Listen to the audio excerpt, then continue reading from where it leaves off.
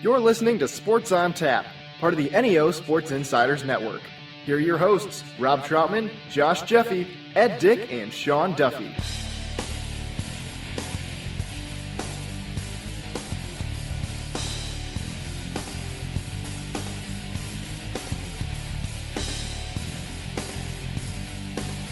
And welcome to Sports on Tap. I'm your host, Rob Troutman. We have Josh Jeffy here and Sean Duffy and Ed Dick on assignment. We're part of the NEO Sports Insiders Network. Go to www.neosportsinsiders.com. And Josh, this is kind of making me remember of our pirate radio days. Yeah, definitely. A long time ago. This is definitely old school we have going on right now. Sorry about that, folks. We were supposed to start at 7:30.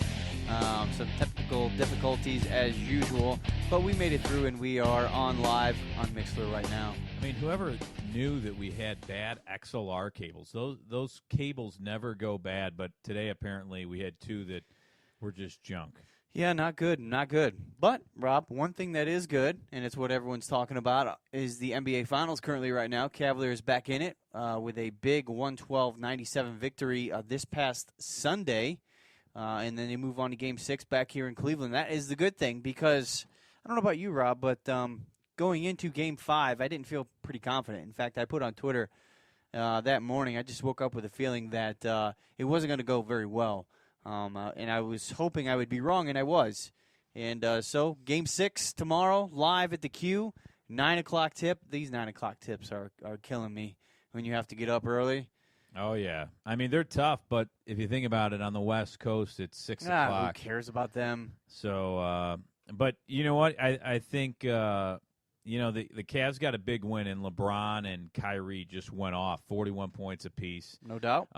But, you hear a lot of the people saying, and I don't know if you heard this, but, the former referee Tim Donaghy said Draymond Green was suspended, and that was just to prolong this series. So I'm hoping the Cavaliers can come up tomorrow. And, I mean, there's a lot of bulletin board material. Mm-hmm. Draymond Green spoke to the media. It would be great to play what he had to say, but let's just put it this way. He said if he would have played in Game 5, he has strong belief that the Warriors would be crowned the NBA champions. Well, he's confident, he's a good player, and he's obviously a key component to that team. And he's obviously not lacking any confidence. But as long as he goes and hits other people in the junk.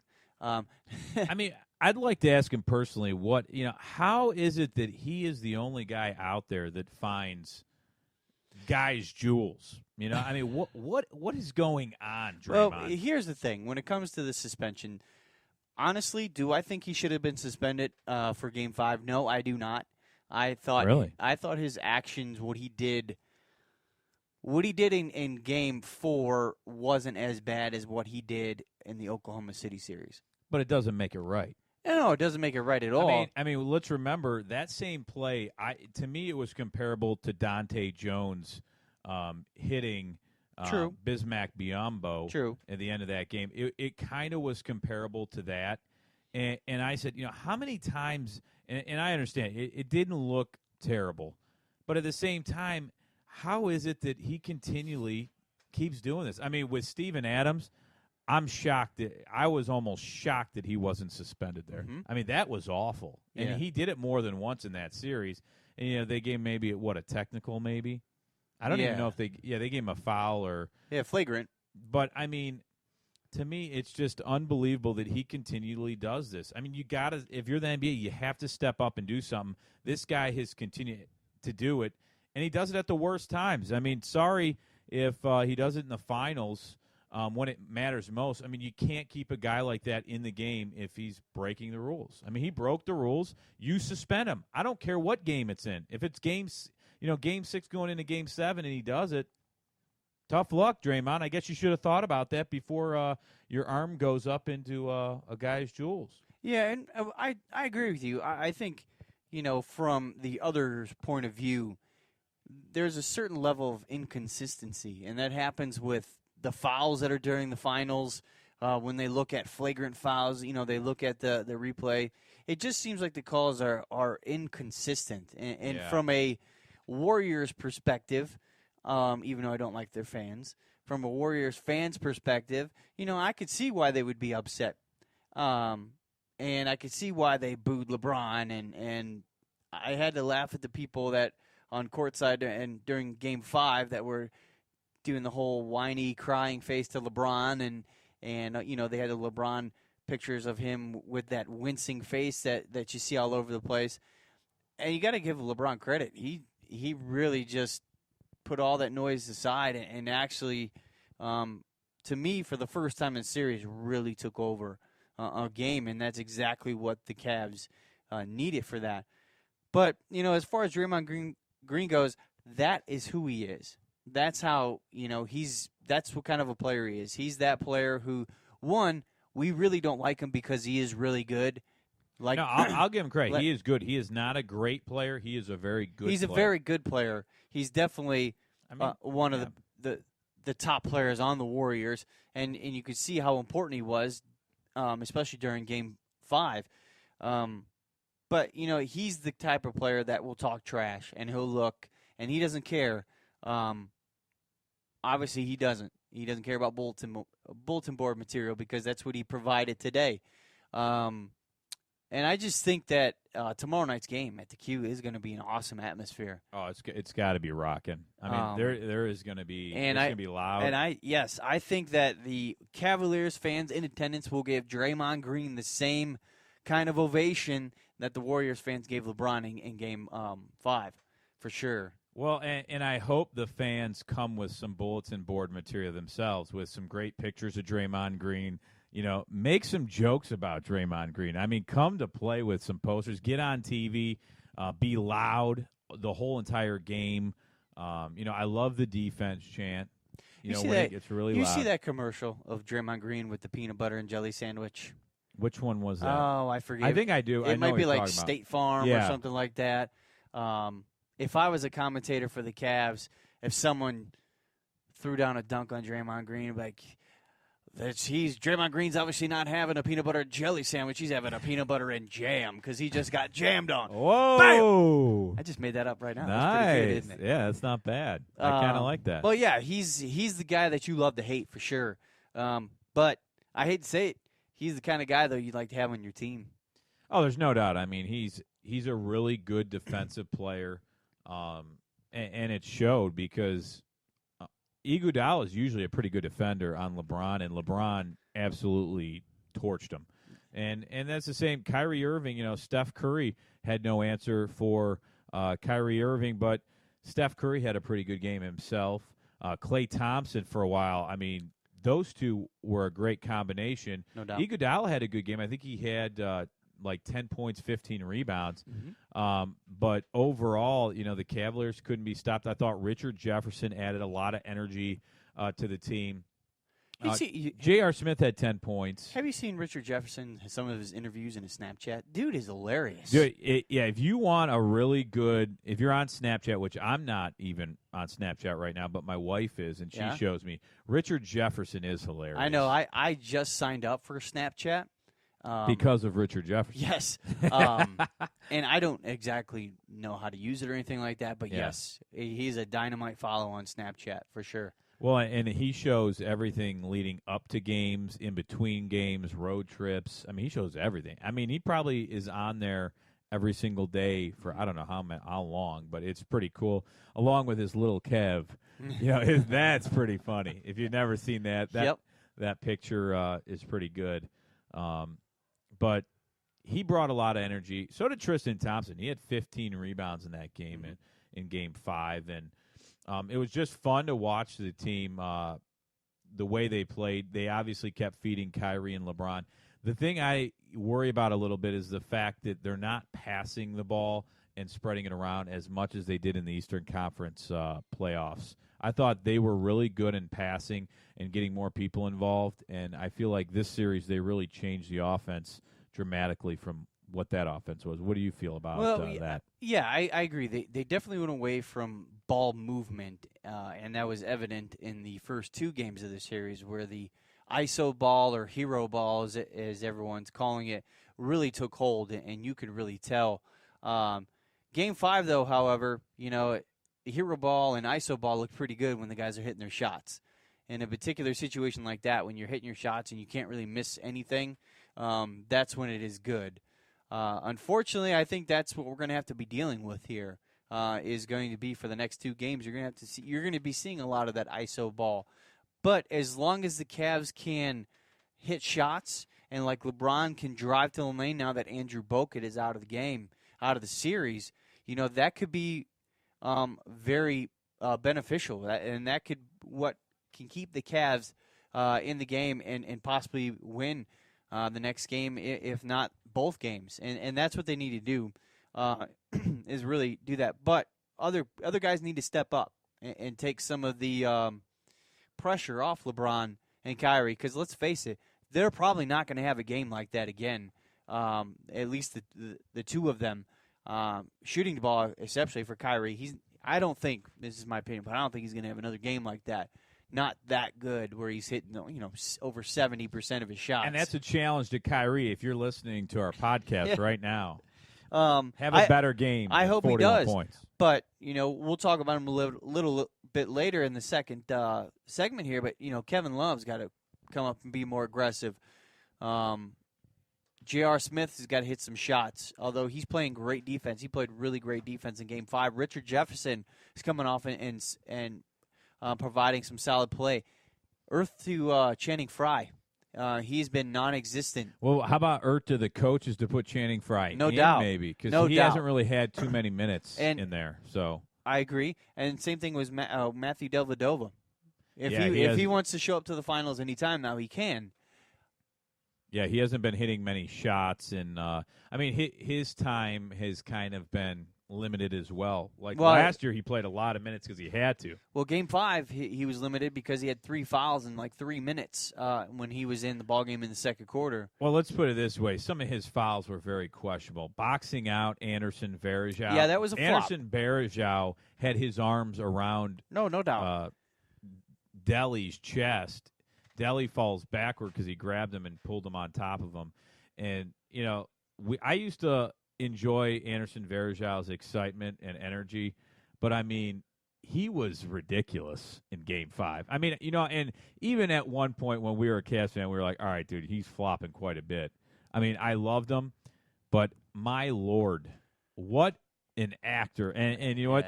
The Jeff Van Gundy. Broadcasters, even acknowledge that because who was it? J.R. Smith, I think, hit his shoulder and might have nudged his ear, and I thought his ear fell off. And right. I was hoping when he moved his hand, his ear was hanging by a small limb and blood was, covering his hand because he made it seem like it was insane.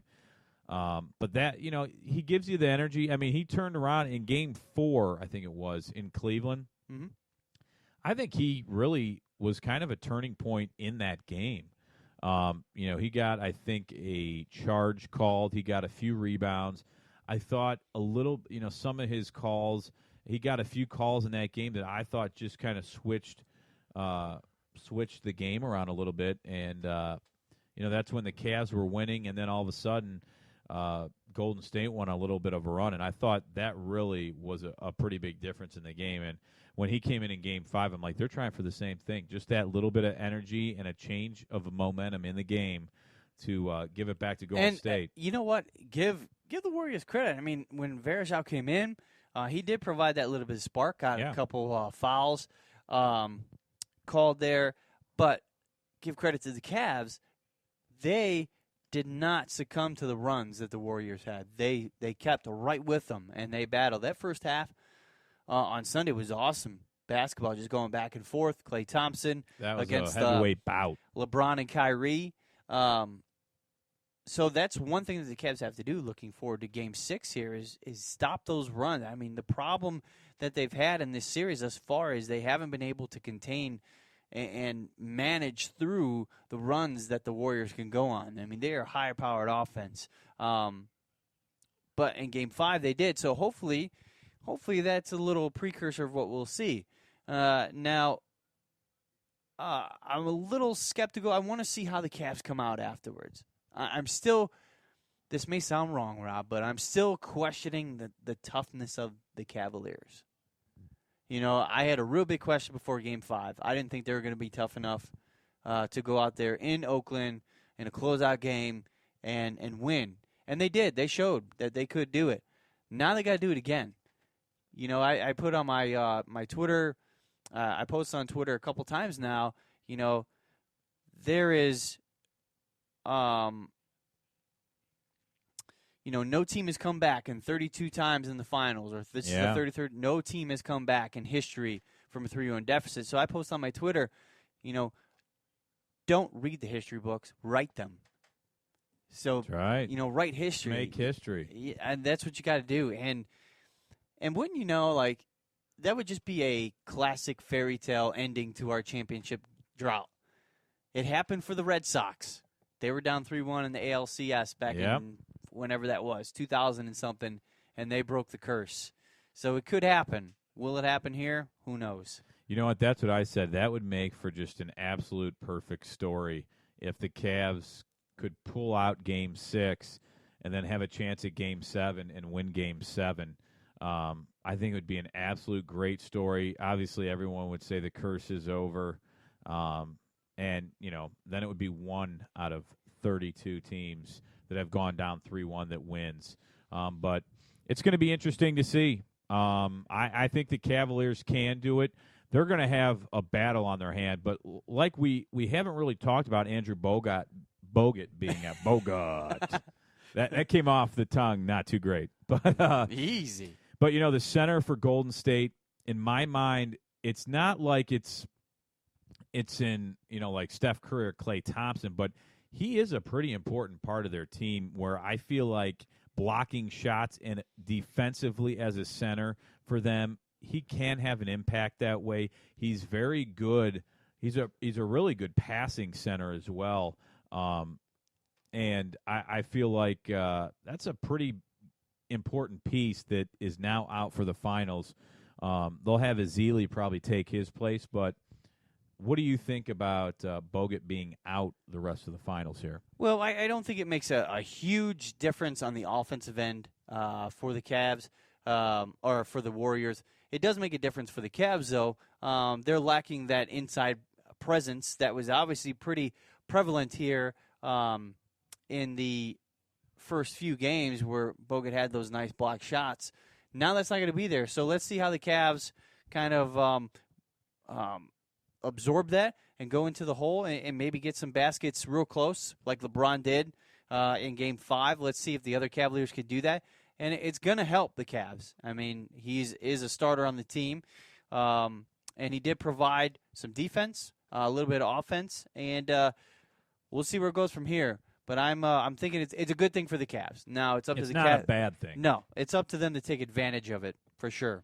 Well, we'll step away. We'll take a short break. When we come back, wow, return of the Mac, baby. Here on Sports on Tap, part of the NEO Sports Insiders Network. We're talking Cleveland Cavaliers basketball, preparing you for Game 6 coming up tomorrow night at 9 o'clock. If you want to talk with us, we're on Mixler. Come and talk with us. Twitter, Facebook. At SOT Podcast. That's right. We're all over the place. So we're coming back. Don't go anywhere. We're Sports on Tap, part of the NEO Sports Insiders Network.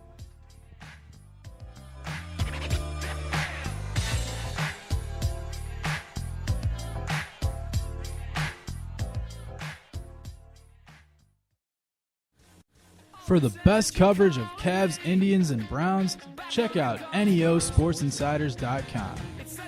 NEOSportsInsiders.com brings you breaking news, opinions, and video from all things related to your favorite Cleveland sports teams. Like us on Facebook and follow at NEO Sports Insiders on Twitter for live updates from all the games. NEOSportsInsiders.com, bringing you the best in Northeast Ohio sports coverage. Can't wait for the next Sports on Tap podcast to drop? Then stay connected with us on social media. You can follow us on Twitter at SOT Podcast and like our page at Facebook.com/SOT Podcast. Be sure to subscribe to Sports on Tap on YouTube and iTunes and email us at sportsontap.podcast@gmail.com. And don't forget to check out Josh Jeffy's six-pack of random and our full show archives on neosportsinsiders.com. Sports on Tap is your source for local high school sports talk in Northeast Ohio. Hear from your favorite teams, coaches, and players, and stay up to date with all the high school action no matter the season. Catch Sports on Tap live on Mixlr or find past shows archived on neosportsinsiders.com, sportsontap.podcast.podomatic.com, and on iTunes and YouTube. Sports on Tap, part of the NEO Sports Insiders Network. Join Sports on Tap for live broadcasts at Z's Cream and Bean on the first Thursday of every month from 7:30 to 9 p.m. Come see the faces behind the voices you hear on the podcast and hear from local athletes and coaches about their teams, seasons, and conferences. Enjoy delicious ice cream and milkshakes and join in on the fun at Z's Cream and Bean, 2706 Boston Road in Hinckley. The Sports on Tap podcast, part of the NEO Sports Insiders Network. Join Sports on Tap the first Thursday of every month at Z's Cream and Bean, 2706 Boston Road in Hinckley, Ohio, as Sports on Tap talks local Ohio high school sports, Cleveland sports, and national sports topics. It's all happening at Z's Cream and Bean the first Thursday of every month starting at 7:30 p.m. Join us.